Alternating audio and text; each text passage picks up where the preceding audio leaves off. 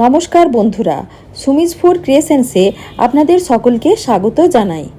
আজ আমি আপনাদের সাথে শেয়ার করব রাজস্থানী ঘেবর, অথবা আমাদের বাংলাতে এই মিষ্টির নাম বলা হয় বাবরসা মিষ্টি। এই মিষ্টিটা দেখলে আমাদের প্রত্যেকের মনে হবে কিভাবে বানানো হয়। এত কঠিন একটা মিষ্টি, কিন্তু খুব সহজেই মাত্র কয়েকটা উপকরণ দিয়েই এই মিষ্টি বানানো হয়ে যাবে। এই মিষ্টি বানানোর জন্য সবার প্রথমে 4 চামচ ঘি একটা মিক্সি জারের মধ্যে নিয়ে নিচ্ছি।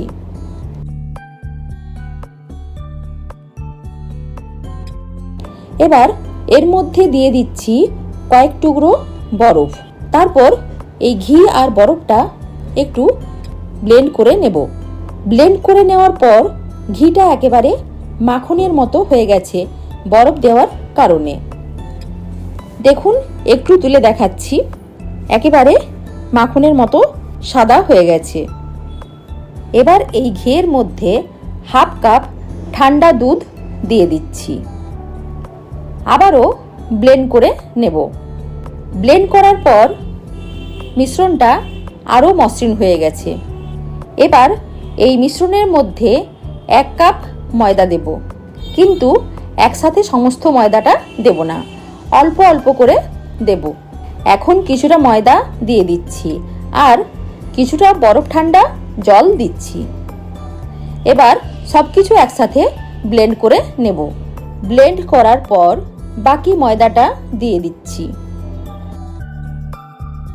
আবারও একটু বরফ ঠান্ডা জল দিয়ে ব্লেন্ড করে নেব। এইভাবেই মিশ্রণটা রেডি করে নিতে হবে।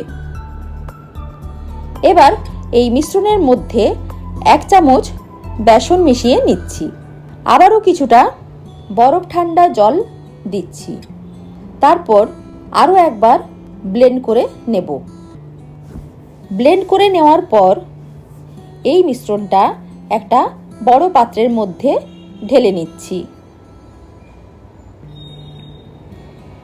মিশ্রণটা বেশ ঘন আছে, তাই এর মধ্যে বরফ ঠান্ডা জল কিছুটা পরিমাণ মিশিয়ে একেবারে পাতলা করে নেব। আর কয়েকটা বরফের টুকরো মিশ্রণের মধ্যে দিয়ে দিচ্ছি, যাতে মিশ্রণটা বেশ ঠান্ডা থাকে আর ঘেবরগুলো জালিদার তৈরি হয়। এবার এর মধ্যে দিয়ে দিচ্ছি 1 চামচের মতো পাতিলেবুর রস। তারপর খুব ভালোভাবে মিশিয়ে নেব। পাতিলেবুর রসটা দিলে ঘেবরটা বেশ ক্রিস্পি কুরকুরে হবে। এবার এই মিশ্রণের পাত্রটা অন্য একটা বড় পাত্রের মধ্যে বসিয়ে দিচ্ছি, যেখানে বেশ কিছু বরফের টুকরো রেখেছি, যাতে মিশ্রণটা গরম না হয়ে যায়। ঘেবরের মিশ্রণ সব সময় ঠান্ডা রাখতে হবে, তাহলে ঘেবরগুলো খুব ভালো তৈরি হবে। এবার এরকম একটা পাত্র নিয়েছি। এই পাত্রের মধ্যে বেশ কিছুটা পরিমাণ সাদা তেল নিয়ে নিয়েছি, আর এই তেলের মধ্যে কিছুটা পরিমাণ ঘি মিশিয়ে নিচ্ছি। তারপর খুব ভালোভাবে গরম করে নেব তেল আর ঘিটা। তেল বা ঘি হালকা গরম হলে হবে না, তাহলে ঘেবরগুলো ভালো তৈরি হবে না। এবার এই তেলের মধ্যে অল্প করে মিশ্রণ মাঝ বরাবর দেব। মিশ্রণটা একটু সেট হয়ে গেলে আরও একটু মিশ্রণ দেব। এইভাবে করে বারে বারে অল্প অল্প মিশ্রণ দেব আর সেট হতে দেব। কিছুক্ষণ পর মাঝখানে একটা বেলনা দিয়ে গোল করে নেব, যেরকম ঘেবরের মাঝখানে একটা গোল ছিদ্র থাকে। পুরো পাত্রটা ভর্তি হয়ে গেলে একটা ছুরি দিয়ে সাইডগুলো ছাড়িয়ে নেব। তারপর একটু লালচে করে ঘেবরটা ভেজে নেব। ঘেবরটা লালচে করে ভাজা হয়ে গেছে। এবার তুলে নেব। তোলার সময় খুব সাবধানে তুলতে হবে, না হলে ভেঙে যেতে পারে। তুলে নেওয়ার পর এই জালির ওপর বাড়তি তেল ঝরানোর জন্য ঘেবরটা রাখবো। ঘেবরগুলো সব তৈরি করে নিয়েছি। এবার একটা চিনির শিরা তৈরি করে নেব। তার জন্য একটা কড়াইয়ের মধ্যে 1 বাটি চিনি আর 2 বাটি জল দিয়ে শিরাটা রেডি করে নেব। এখন এর মধ্যে দিয়ে দিচ্ছি এলাচের গুঁড়ো। শিরাটা হালকা চটচটে হয়েছে, এই অবস্থায় শিরাটা নামিয়ে নেব। এবার ঘেবরের ওপরে সাজাবার জন্য মালাইটা তৈরি করে নেব। তার জন্য কিছুটা লিকুইড দুধ গরম করে তার মধ্যে গুঁড়ো দুধ দিয়ে দিচ্ছি হাফ কাপ চিনি দিয়ে দিচ্ছি। তারপর সব কিছু মিশিয়ে নিয়ে দুধটাকে বেশ খানিকটা ঘন করে নেব। দুধটা বেশ কিছুটা ঘন হয়ে এসেছে।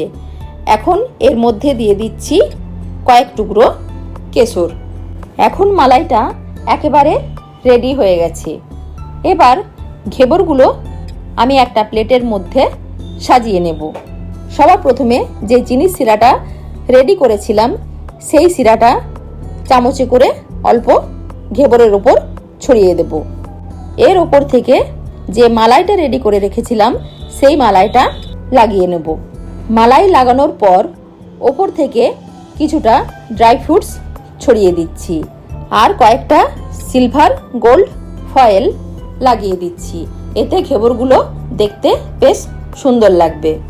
আপনারা চাইলে মালাই ছাড়াও শুধুমাত্র চিনির শিরা দিয়ে খেতে পারেন, এতেও খেতে বেশ ভালো লাগে।